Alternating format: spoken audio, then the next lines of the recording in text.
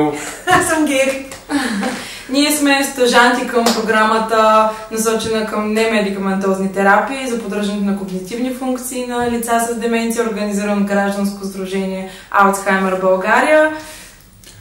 Също така се проведе в Bloxcare, което е резиденция за възрастни, като работихме предимно с такива с по-напреднали деменции.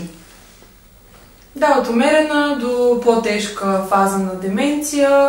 Бяхме под супервизията на психолози, което значително ни направи по-сигурни, уверени в процеса, придобиването на компетенции в този важен и все по-актуален казус в сферата на здравеопазването.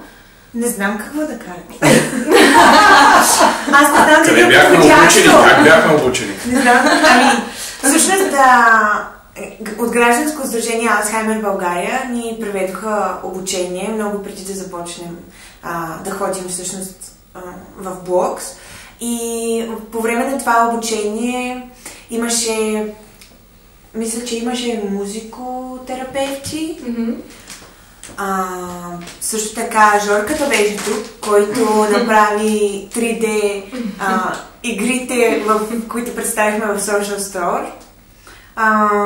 Ирина беше там, тя ни разказваше за Story to Remember.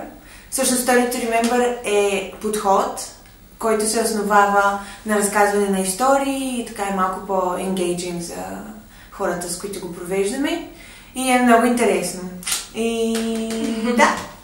А какво ви донесе този стаж? На мен лично ми беше много динамично и непредвидимо. Смятам, че беше важно в крайна сметка да разбера какво точно искам да правя.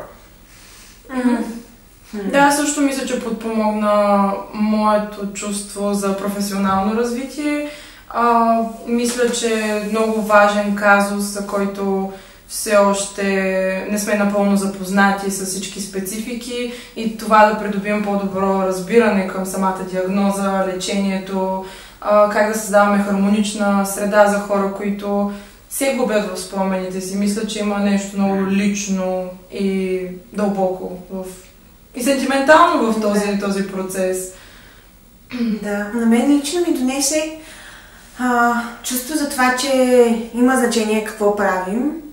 Дали го правим с желание, дали го правим с кураж и всъщност беше много приятно да видим как, въпреки че те не ни помниха резидентите, нито един ден, всеки ден се запознавахме с тях, в края на нашите сесии имаше някои, които сякаш все едно показваха, че ще им липсваме и че наистина им беше много приятно с нас. При мен лично те започваха. Имаше дни, в които са в по-добро настроение и си припомняха повече, говореха за себе си, аз правих това и това, като бях млад и така нататък. Да, нещо, което на мен доста ми допадна е, че музикотерапията сякаш наистина успя да съживи техните спомени, тъй като след всяка песен се досещаха за някакви случки, щастливи мигове, всичко така от живота. И това даде повод да обсъждаме много интересни и важни теми с тях, което за мен беше много интересна и приятна част. И по време на Story to Remember, когато си припомняхме и за Лили Иванова, за Стоянка Мотафова и тогава си разказахме истории свързани с тях, също беше много забавно.